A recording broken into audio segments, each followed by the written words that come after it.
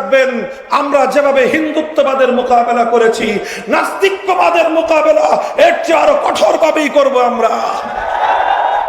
পরিণাম কি হবে ভাববার সময় আমাদের নাই। ইসলামের প্রশ্নে, দেশ এবং মানবতার প্রশ্নে মাথায় কাফনের কাপড় বেঁধে আমরা রাস্তায় নামি। বহুবার এই ইতিহাস আমরা রচনা করেছি। আমরা জানি ইসলাম জিন্দা হতা হ্যায় হর কারবালা কে বাদ। যখন আমার সন্তানের রক্ত ঝরবে, যখন আমার রক্ত ঝরবে, সেই ইমানদার শহীদের রক্তের উপরই ইসলাম নামক বৃক্ষটি গড়ে উঠবে।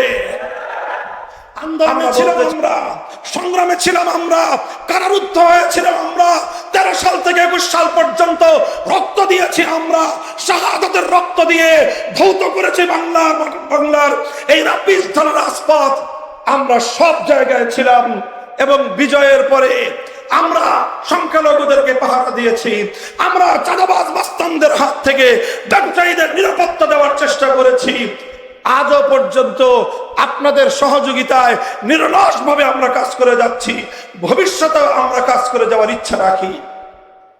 তবে শুধু আমাদের একতরফা ইচ্ছা দিয়ে হবে না, আমাদের সহযোগিতা পাওয়ার জন্য আপনাদের ইচ্ছা থাকতে হবে। আমি একটা কথা বলেছিলাম, আমরা গায়ে পড়ে সহযোগিতা করতে চাই। আপনারা যদি পা দিয়ে ঠেলে দিতে চান তাহলে পরিণামটা খুব ভালো কারোর জন্যই হওয়ার কথা না। আমি নাকি কড়া করে বলি, নরমাল করেই বললাম। আরো নরম করে বলতে আমরা জানি, কিন্তু আবার প্রয়োজনে আমরা বজ্রের মতো গর্জনা দিতে জানি। আমরা আপোষের হাত বাড়িয়ে দিতে জানি, আবার গাদ্দারির কাঁধের উপর আমাদের হাত উত্তোলন হতে এতটুকু কেঁপে ওঠে না। আমরা আমাদের কথা পরিষ্কার। আমি সেদিনও বলেছিলাম, আজও বলছি, একটি মুসলিম দেশ, যে দেশ মুসলিম জাতিসত্তার উন্মেষ ঘটাবার জন্য, বাঙালি মুসলিম জাতির উত্থান ঘটাবার জন্য 200 বছর আমাদের পূর্বপুরুষরা লড়াই করেছিল।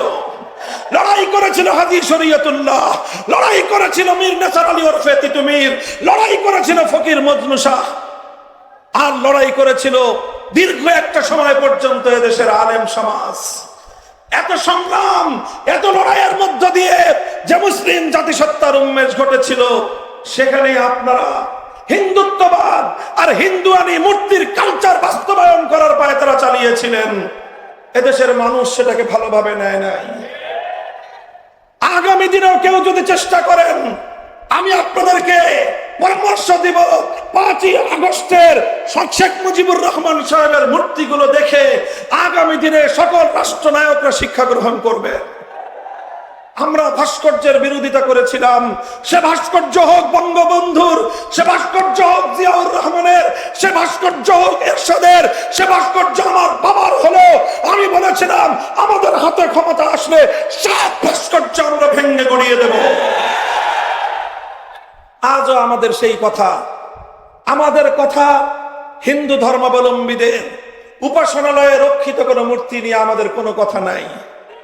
আমরা তাদের কাছে ঈমানের দাওয়াত দেই, স্বেচ্ছায় ইসলাম গ্রহণ করার আহ্বান জানাই, কিন্তু তাদেরকে তাদের ধর্ম ছেড়ে দিয়ে তাদের ধর্মীয় উপাসনালয়ে মূর্তি রাখার ব্যাপারে আমাদের কোনো বক্তব্য নাই। তোমরা তোমাদের মূর্তি পূজা করো, তোমরা একত্ববাদের দিকে আসলে জাহান্নাম থেকে মুক্তি পাবে, অন্যথায় তুমি তোমার ধর্ম নিয়ে তুমি থাকো। আমরা তোমাদের সংখ্যালঘু হিসেবে মুসলিম দেশে অবস্থানকারী তোমাদের সকল ধরনের নিরাপত্তার দায়িত্ব আমরা গ্রহণ করেছি। 5ই আগস্টের পর বাংলাদেশের মানুষ দেখেছে এদেশে কোনো সাম্প্রদায়িক সংঘাত নাই। এদেশের হিন্দুদের মন্দির, বৌদ্ধদের প্যাগোডা, খ্রিস্টানদের গির্জা রাতের ঘুম মারি দিয়ে, রাতের ঘুমকে হারাম করে দিয়ে আলেম সমাজ, তাওহীদি জনতা, ইমাম সাহেবান, হেফাজতে ইসলামের নেতা কর্মীরা, খেলাফত মজলিস, বাংলাদেশ খেলাফত মজলিসের নেতা কর্মীরা রাতের ঘুম মার দিয়ে, রাতের ঘুমকে হারাম করে তারা এই সংখ্যালঘুদের নিরাপত্তার দায়িত্বে নিয়োজিত ছিল। বাংলাদেশের 5ই আগস্টের পর কোথাও সংখ্যালঘু নির্যাতনের কোনো ঘটনা নাই। কারণটা কি? আগে কেন ঘটতো? কারণ আগে এই শেখ হাসিনা এবং তার দোসরদের রাজনীতির অন্যতম হাতিয়ার ছিল সংখ্যালঘু ইস্যুকে রাজনীতির হাতিয়ার হিসেবে ব্যবহার করা। আমি বলি, তারা রাতের অন্ধকারে কালনাগিনী হয়ে সংখ্যালঘুদেরকে ছোবল মারত, দিনের আলোয় আবার তারাই ওঝা হয়ে ঝাড়তে আসতো। যতগুলো হিন্দু পরিবারের উপর হামলার ঘটনা আছে, যতগুলো মন্দির ভাঙ্গার ঘটনা আছে, নিরপেক্ষ তদন্ত হলে বেরিয়ে আসবে এগুলোর সঙ্গে আওয়ামী সরকারের দোসররাই জড়িত ছিল। এখন আর সেই নাটকের নায়ক নায়িকারাও নাই, বাংলাদেশে সংখ্যালঘু নির্যাতনের নাটকও নাই। ওরা আবার ওত পেতে আছে, সুযোগ খুঁজছে, আবার সংখ্যালঘুদেরকে অন্ধকারে এসে সাবোটাজ করবে, সংখ্যালঘুদেরকে বাড়িঘরে অগ্নিসংযোগ করে আবার বাংলাদেশে সাম্প্রদায়িকতার 20 বাষ্প ছড়িয়ে দেওয়ার পায়ে তারা চালাচ্ছে। আমি সংখ্যালঘু ভাইদেরকে বলি, ইসলাম এক উদারতার ধর্ম। ইসলাম সংখ্যালঘুদের সর্বোচ্চ নিরাপত্তা দেওয়ার ধর্ম। আল্লাহর নবী যেভাবে সংখ্যালঘুদেরকে তাদেরকে নিরাপত্তা দিয়েছেন, কিয়ামত পর্যন্ত কোন নেতা, কোন ধর্ম প্রণেতা, কোন সামাজিক নেতা আমার নবীর মতো সংখ্যালঘুদের নিরাপত্তা নিশ্চিত করতে পারবে না।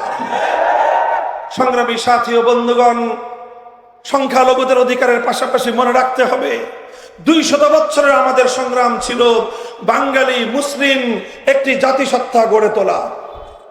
কাজেই 90% মুসলমানের, 90% মুসলিম জাতির যদি তাদের সেন্টিমেন্টের প্রতি, তাদের ধর্মীয় আবেগ অনুভূতির প্রতি শ্রদ্ধা প্রদর্শন না করা হয়, কোনোদিনও বাংলাদেশ এগিয়ে যেতে পারবে না।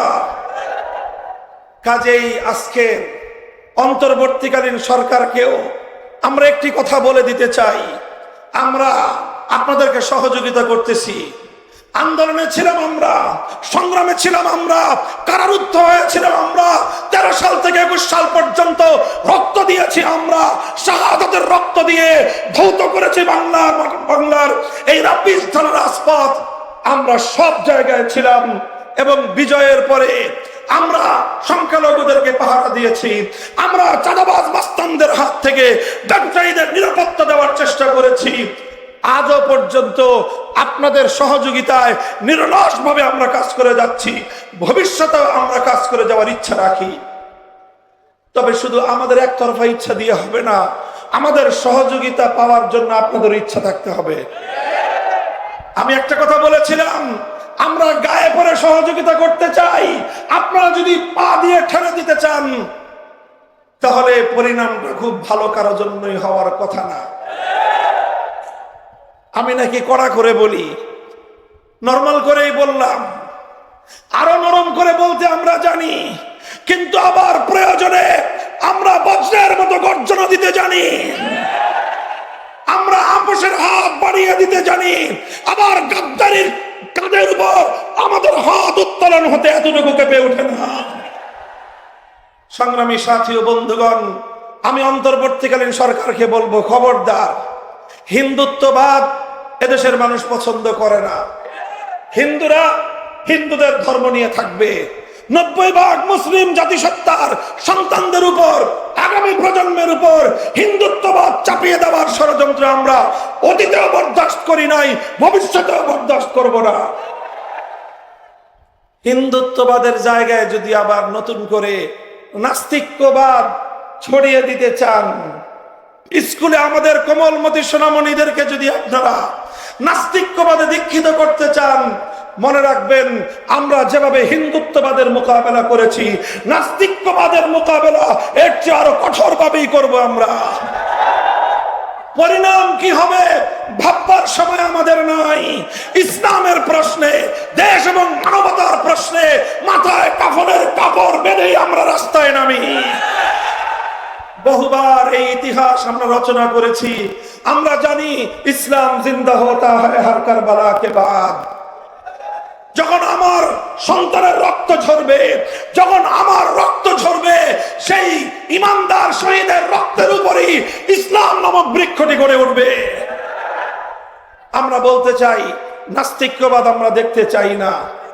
শিক্ষা কমিশন আপনারা ভেঙে দিয়েছেন, জাতীয় গণমাধ্যমে সংবাদ ছেপেছে, জানাই কিন্তু মনে রাখবেন, এখানে আমার বক্তব্য, আমাদের কথা শেষ নয়। আমরা শিক্ষা কমিশনের শেষ পরিণাম পর্যন্ত গভীর পর্যবেক্ষণ করব। চিহ্নিত কোন ইসলাম বিদ্বেষীকে বাংলাদেশের শিক্ষা কমিশনে বরদাস্ত করব না। আমরা নিরপেক্ষ সাধারণ মানুষ যারা আছেন তাদেরকে দিয়ে শিক্ষা কমিশন গঠন করুন। আমরা বলি না আমাদের আলেম ওলামাদেরকে দিয়ে শিক্ষা কমিশন করে ফেলুন।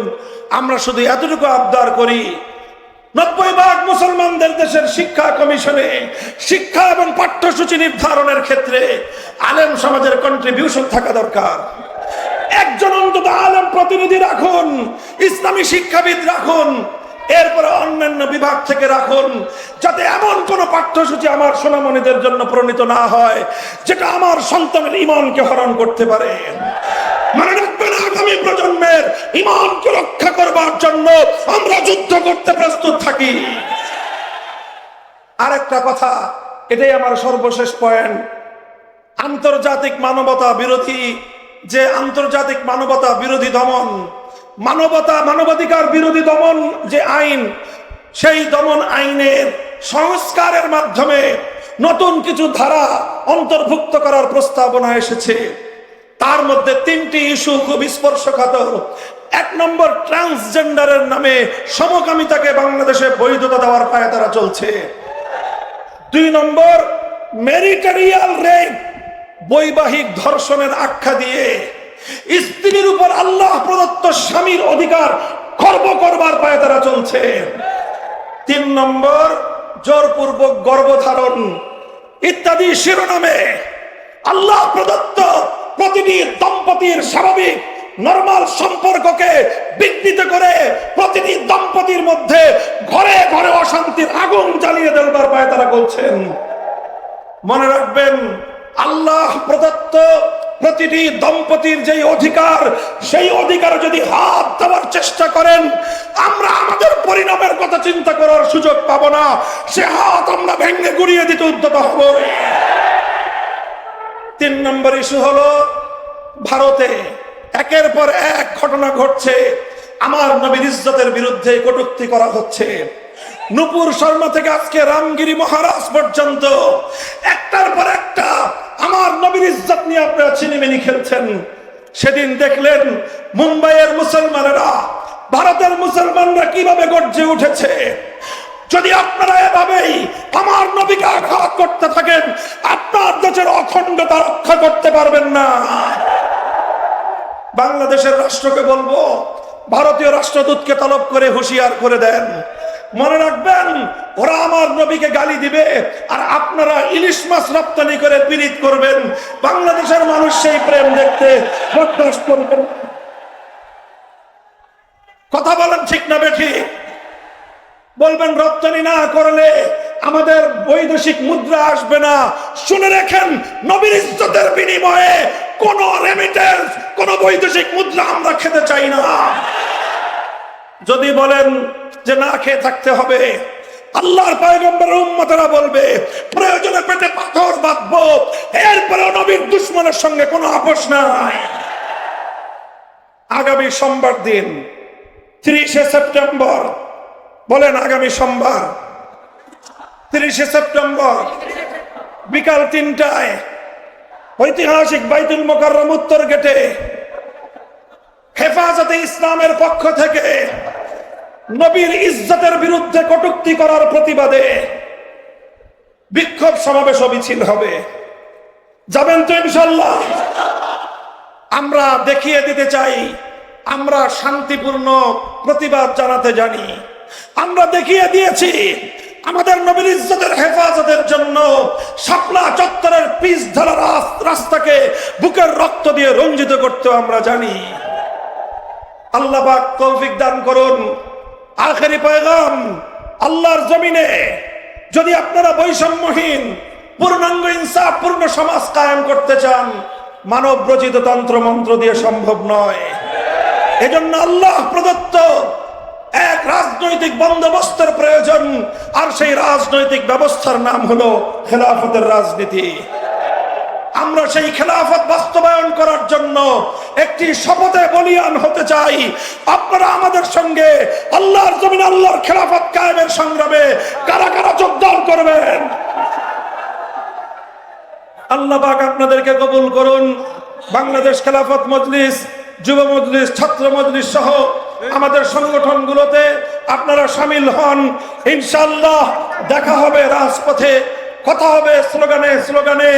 খোদার আকাশ, খোদার জমিন, করব কায়েম খোদার দিন। ধর্ম বর্ণ ভিন্ন মত, সবার জন্য খেলাফত। সেই খেলাফতের আহ্বান জানিয়ে বক্তব্য শেষ করলাম। ওয়া আখিরু দাওয়ানা আলহামদুলিল্লাহি রাব্বিল আলামিন। বাংলাদেশ জিন্দাবাদ, বাংলাদেশ খেলাফত মজলিস জিন্দাবাদ। নাসরুম মিনাল্লাহি ওয়া ফাতহুন করিব। সুবহানাল্লাহি ওয়া বিহামদিহি, সুবহানাকা আল্লাহুম্মা বিহামদিকা, আশহাদু আন লা ইলাহা ইল্লা আনতা, আস্তাগফিরুকা ওয়া আতুবু ইলাইক। আল্লাহুম্মা আমিন বিরহমাতিকা ইয়া আরহামার রাহিমিন। আসসালামু আলাইকুম ওয়া রাহমাতুল্লাহ। ভাই যারা ভলান্টিয়ার আছে আমরা হুজুরকে খুব সতর্কতার সাথে গাড়িতে উঠিয়ে দেই।